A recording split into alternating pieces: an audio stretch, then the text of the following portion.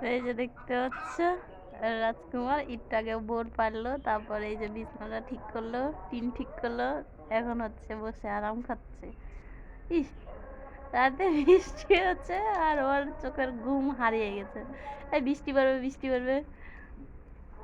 তো দেখো এই যা বডি, বডি দেখে কোনো মেয়ে যদি ক্রাশ খাও গো তাহলে অবশ্যই কমেন্ট করো, বিয়ে দিব ওর সাথে ধরে।